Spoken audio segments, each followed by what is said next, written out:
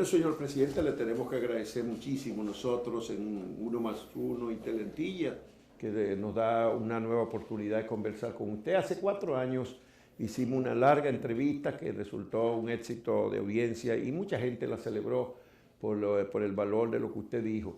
Y entre las cosas que nos dijo esa noche estaba que usted no se iba a repostular. Confieso que nos quedamos un poco escépticos con la tradición latinoamericana y lo desafiamos. Usted no se recordará que yo le dije, vamos a ver si le entrevistamos después. Parece ser que usted ha cumplido su palabra. ¿Cómo fue posible que usted no se dejara tentar por el gusanillo del continuismo que en América Latina es verdaderamente persistente? Bueno, primero muchas gracias por esta entrevista. Qué gusto verlos de nuevo. Un abrazo a República Dominicana, mi gratitud al pueblo de esta querida nación, así como a su gobierno y al presidente Danilo Medina, que nos han tratado, como siempre, como hermanos, y la organización de la cumbre ha sido excelente. Mire, primero es chistoso, ¿no? Cuando Angela Merkel, ¿cuánto lleva ya? 12 años. Sí. Hace una nueva reelección, es lideresa y democracia madura la alemana. Cuando aquí Evo Morales, un presidente con un amplio apoyo popular, presidente histórico, se lanza a reelección, es continuismo, populismo, caudillismo, no es líder, es caudillo. Entonces hay que procesar bien las cosas. Yo creo que tenemos responsabilidades y algunas veces no hay lugar a opciones. Mire que Hugo Chávez muy probablemente perdió hasta la vida por trabajar por su país. Si no hubiera sido presidente habría que ver si le daba la enfermedad que le dio. En mi caso personal nunca he estado apegado al poder, sino al servicio. Pero no nos engañemos, o sea, para remediar las injusticias en América Latina, la pobreza extrema, la desigualdad, eso no se logra con caridad. Se logra con cambio en las relaciones de poder para lograr justicia social. Hay que captar el poder político, por eso estamos aquí. Pero jamás hemos buscado el poder para uno mismo. Y si hubiera sido necesario, me hubiera lanzado. Pero algunas analizamos veces, en su momento. a veces el continuismo impide que haya continuidad. Y en el caso de Chávez, por ejemplo, tan pronto salió, perdió su partido la próxima elección.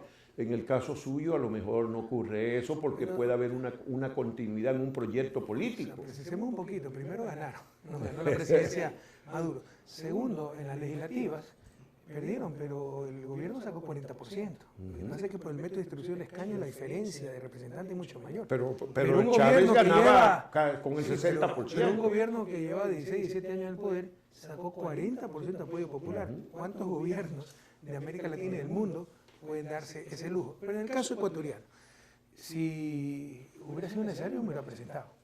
Hubiera sido un esfuerzo de mi parte. Esto lo hago con mucha alegría. He sacrificado mucho tiempo en mi familia, pero si hubiera sido necesario, ahí hubiese estado. Pero analizamos hace algunos meses y años las circunstancias y dijimos, hay legado, hay convicción, tenemos grandes cuadros, grandes candidatos, podemos vencer sin Rafael Correa. Así que con todo gusto hacerme un costado, incluso en lo personal, para mí sí es un alivio para poder dedicar más tiempo a mi familia y que continúe el proyecto con otros al mando, pero le insisto, si hubiera sido necesario, ahí hubiera estado. Uno tiene responsabilidades que cumplir. ¿Se da por un hecho, ustedes dan por un hecho el triunfo en las elecciones? Jamás podemos dar por un hecho, pero hay altísimas probabilidades. O sea, si las elecciones fueran mañana, ganaremos una sola vuelta y mayoría en la asamblea. Falta todavía un mes y la derecha ecuatoriana, con la supuesta extrema izquierda, que es la mejor aliada de la derecha, más los medios de comunicación mercantiles que no nos quieren mucho, son capaces de cualquier cosa. No le saque el guante a los medios de comunicación. Pero sí, porque cualquier mentira se inventan y hasta desmontarla se nos pasó el 19 de febrero, la fecha de elección. Es el 19 de febrero la elección Domingo, y usted termina en mayo, ¿no? 24 de mayo. Y se va a ver cómo espero el 25 de mayo. Viene de unas vacaciones para acá, para Santo Domingo. Entonces. Ojalá. Para disfrutar de República Dominicana, porque en esta clase de agenda no hay mucho tiempo para visitar. ¿Cuál es su balance? Estos 10 años usted ha sido presidente de Ecuador, en América Latina se han producido grandes acontecimientos. ¿Cuál es su balance? ¿Cuál es el legado que usted deja Muy positivo, Ecuador, y que pueda hacer al Ecuador y que pueda significar algo? Nosotros siempre dijimos, América Latina no está viviendo una época de cambios, está viviendo un verdadero cambio de épocas. Lo que se suscitó en nuestra América a principios del siglo XXI es algo inédito. Primero, sin duda, es la década ganada, no solo en Ecuador, sino en toda la región. Durante muchos años, mientras Estados Unidos estaba en crisis, Europa estaba en crisis, América Latina crecía, disminuía desigualdad, disminuía pobreza, mejoraba desarrollo social, tal vez como nunca antes en la historia. Entonces, se ha avanzado mucho. Obviamente, como siempre decimos también, nunca se ha hecho tanto como ahora, pero todavía falta mucho por hacer, nadie lo duda, nadie lo niega. Los últimos años, bueno, le hablo 2008, 2009, era impresionante. En Sudamérica, por ejemplo, somos 10 países que hablan portugués o español, sin contar Guyana y Surinam, y de esos eran 8 gobiernos de izquierda, ¿no? Entonces, había toda una tendencia progresista que mejoró mucho los indicadores sociales, la justicia, el bienestar de nuestra gente.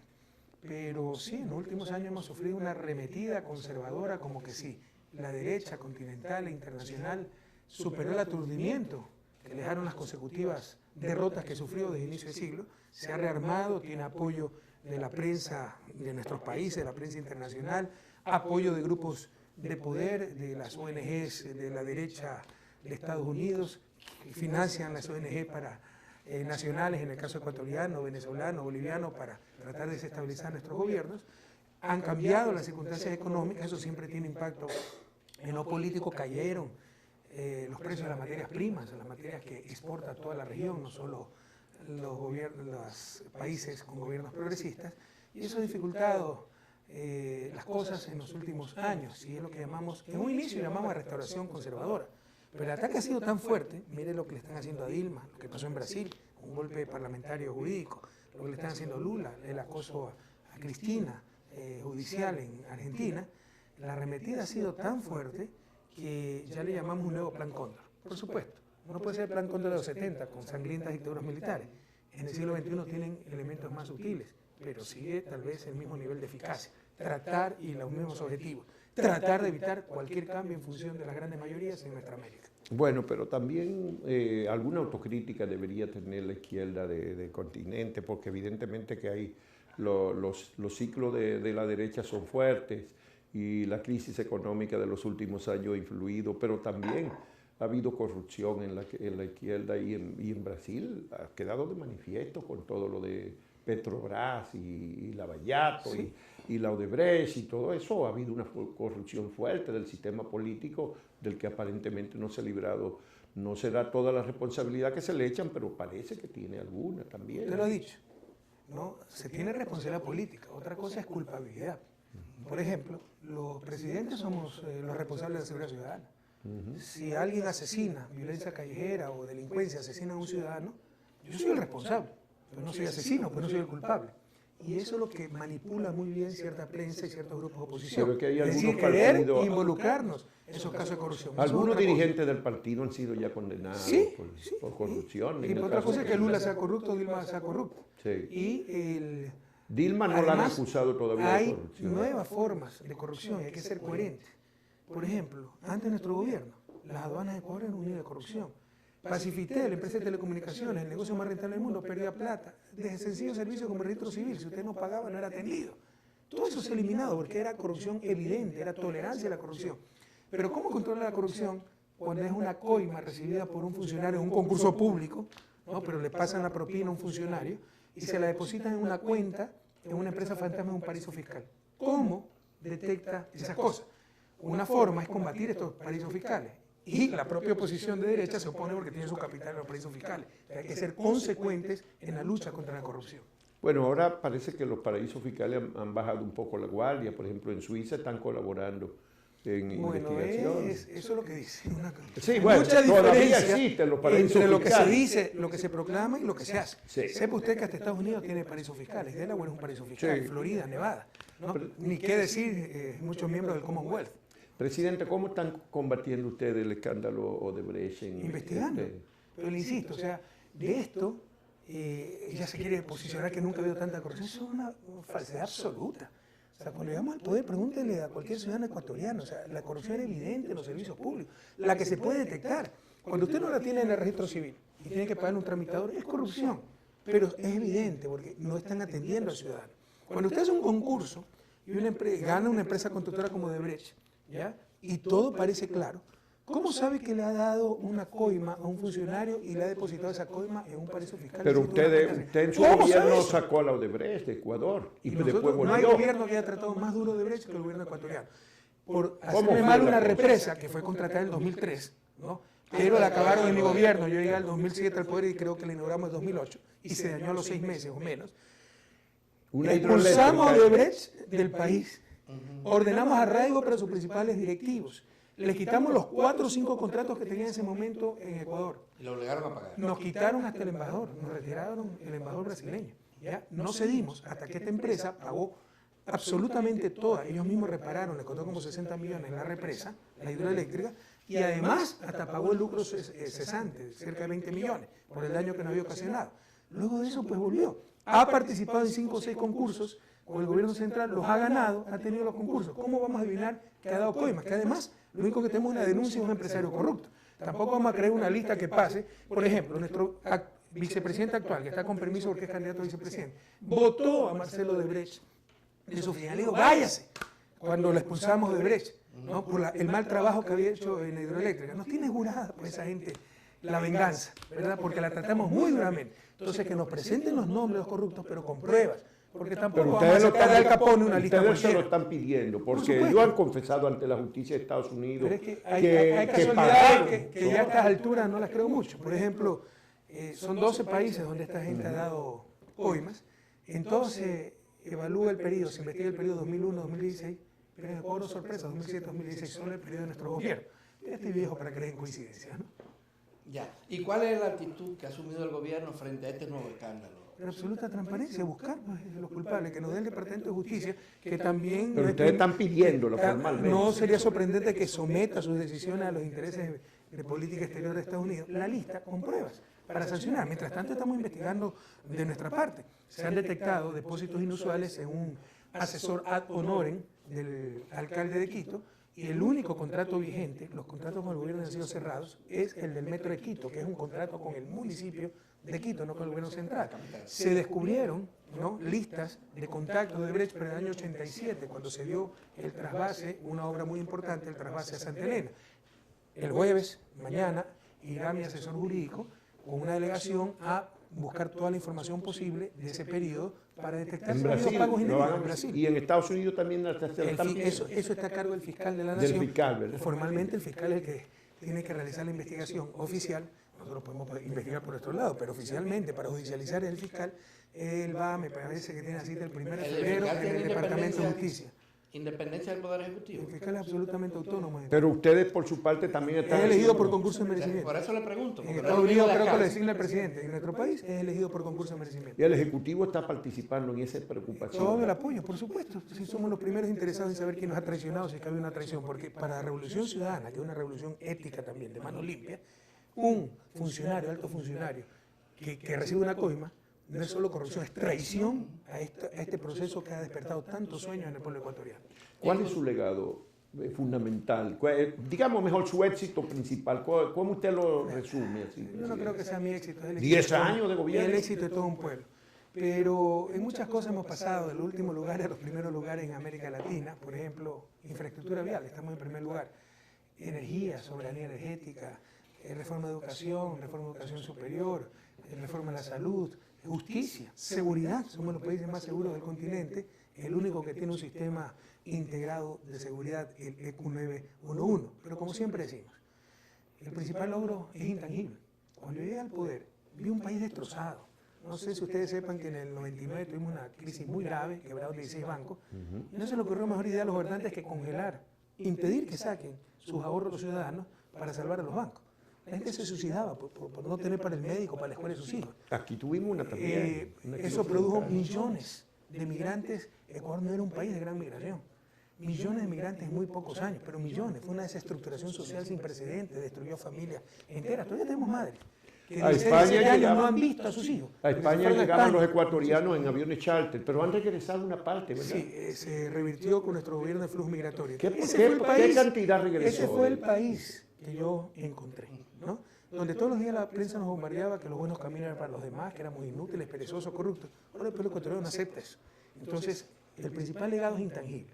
La autoestima recuperada, el orgullo de ser ecuatoriano, la esperanza que tiene nuestro pueblo, el creernos capaces de superar cualquier obstáculo. Eso no se veía antes. Él, durante su periodo, sobre todo el primer mandato constitucional, o los primeros 5 años, la economía creció bastante también en Ecuador. Sin embargo, ahora usted deja el poder en una situación bastante difícil. De ninguna manera. Hemos superado en forma extraordinariamente rápida y bien todas las plagas de Egipto, porque en estos últimos 2 años, cuando no hemos tenido el agua hasta el cuello, porque estábamos con snorkel ya.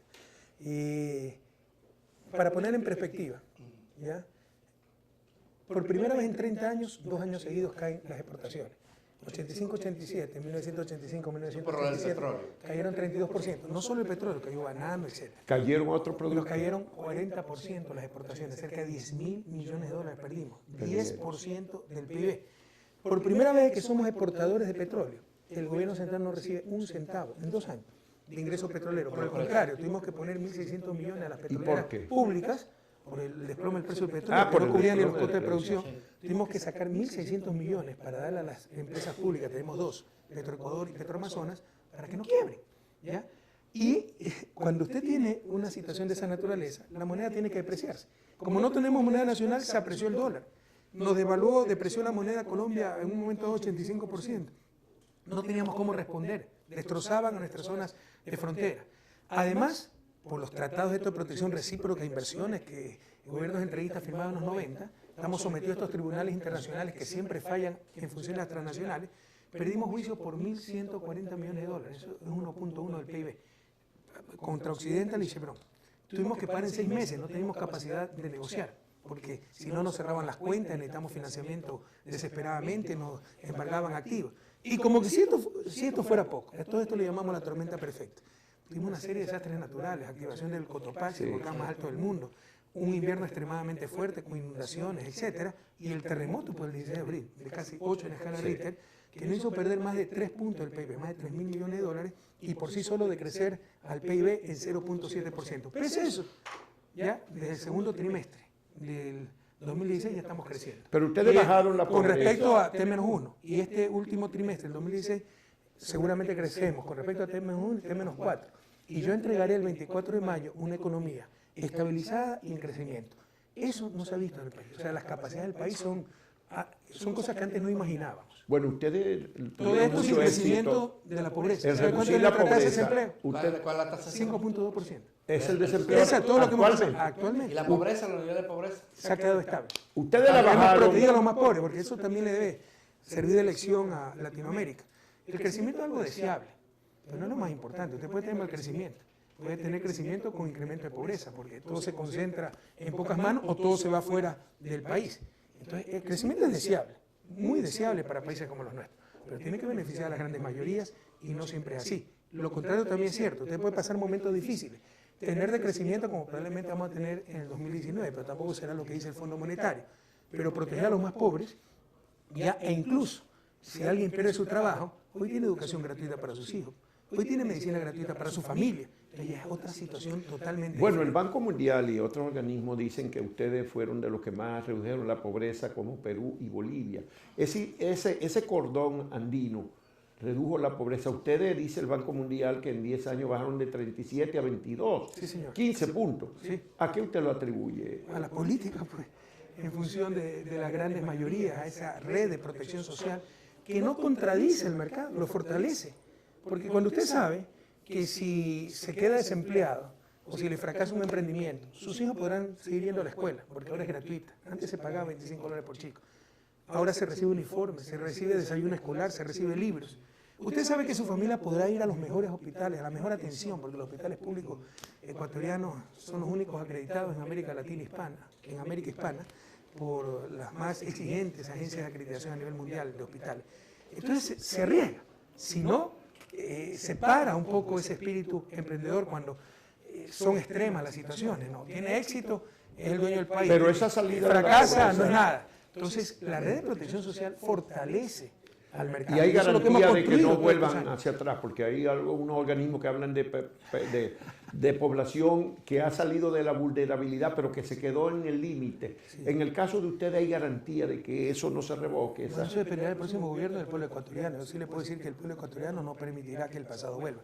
Se me olvidó otro dato. Inclusive con los 2 años últimos, que han sido durísimos, pese a eso en el 2015 crecimos, poco pero crecimos. La tasa promedio de crecimiento, que le insisto, no es lo más importante. ¿Sabe cuál debería ser el indicador más importante en países como los nuestros, como República Dominicana, como Ecuador, para ver la calidad de política económica? la reducción de la pobreza y sobre todo de la pobreza absoluta. Pero haciendo uso de estos indicadores tradicionales, la tasa de crecimiento, pese a los problemas de los últimos meses, ya tenemos un punto más de crecimiento que el promedio de América Latina. El temor al retroceso en América Latina, que como usted ha dicho, ha tenido avances importantes en los últimos años, en materia de política, en materia de democracia, en materia de equidad, aunque sigue siendo el continente más pobre. Más inequitativo. Más inequitativo. América Latina es la clase media mundial, ¿no? Sí. Hay mucho más pobreza en África, en ciertos países del Asia, pero es el más inequitativo. Aquí encuentra pobres más pobres que en África y ricos más ricos que en Suiza.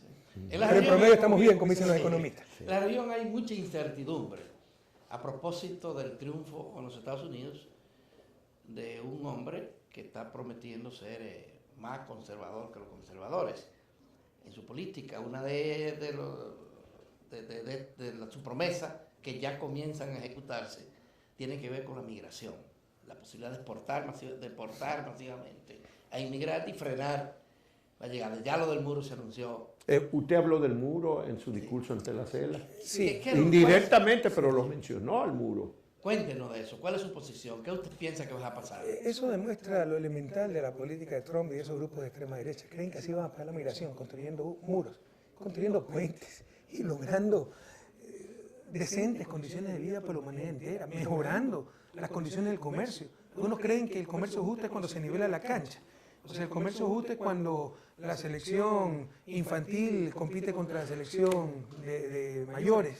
Es una locura, ¿no? Es lo mismo, creen que el comercio justo es tratar de la misma manera a ricos, pobres, grandes y pequeños. No, es fomentar el comercio con adecuados incentivos para los países más débiles hasta que alcancen su nivel de desarrollo. Y ahí sí, probablemente que se pongan a competir.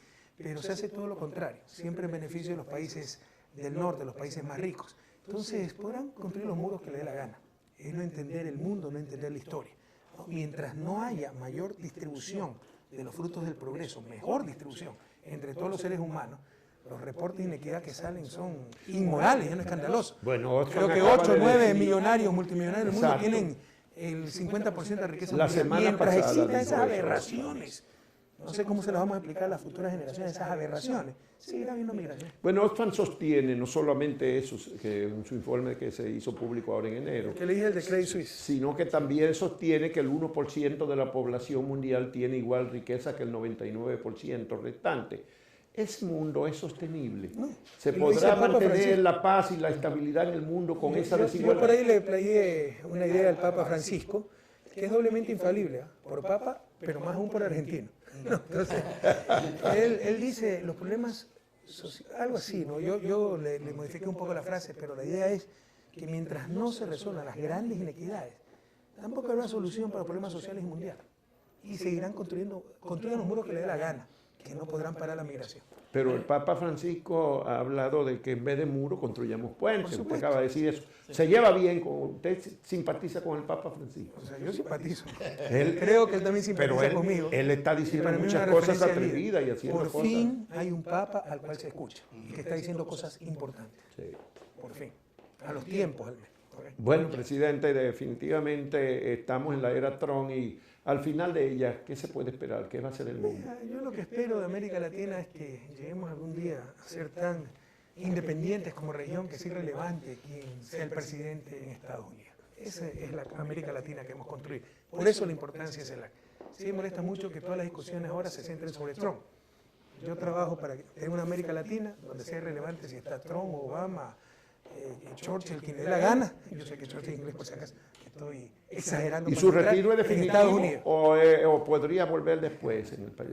No se viene lo que va a ser mañana, pero en principio es definitivo. Pero usted es un hombre muy joven. Tenemos presidente de América Latina de más de 70 años. Tiene 54. Voy a cumplir 54. Va a cumplir 54, bastante joven. O sea que tiene bueno, pero hay que desearle que disfrute de la tranquilidad que merece un par de meses por lo menos, ¿no? O unos meses, casi un año sabático. Arranque para Punta Cana de Santo Domingo. No, mi plan es, mi esposa es belga, mi familia es binacional, mis 2 hijas están estudiando en Francia. Sí. Solo tengo al más pequeño, 14 años. Entonces mi plan es irme a vivir a Bélgica, al menos hasta que mi hijo menor empiece la universidad. También mis suegros están bastante mayores, puede pasar cualquier cosa en cualquier momento y creo que es justo, después de 25 años de vivir en Ecuador, pasar un tiempo en Bélgica. Presidente, un mensaje a los políticos de América Latina, a la gente que tiene posibilidades de contribuir a un cambio en América Latina? Bueno, Y sobre todo los especialmente jóvenes. dominicana. Los jóvenes son el presente y el futuro. Jóvenes, no permitan que nadie les quite sus sueños, que nadie les diga que es imposible lo que aspiran. Y bueno, echarse la patria grande al hombro. Ustedes son la esperanza, ustedes son el presente, pero sobre todo el futuro. Y a seguir construyendo la integración de nuestros pueblos, porque si no nos integramos, ¿no? Si no actuamos colectivamente a nivel mundial, unidas, sobre todo América Latina, seremos aplastados. O sea, en la OEA, un país como Ecuador, como El Salvador, frente a Estados Unidos, ¿qué va a lograr? Todos juntos sí podremos lograr algo. Entonces, a seguir construyendo esa patria grande y a seguir construyendo la justicia social, que es el gran pecado social de nuestra América, la región más inequitativa del planeta. Bueno, presidente, tenemos que agradecerle muy sinceramente que nos diera todo este tiempo. Gracias a usted. Sacándolo un poco de las sesiones ya finales No, eso se de lo la agradezco. CELAC Santo Domingo. Muy amable, muchas gracias, le deseamos larga vida y muchos éxitos. Muchísimas gracias. Y descanso también. Sí, aspiro el 24, entrego el poder. No saben cómo espero el 25 para dormir un poco más. 25 de mayo. De mayo. Sí. Muchas gracias, señor presidente. A usted.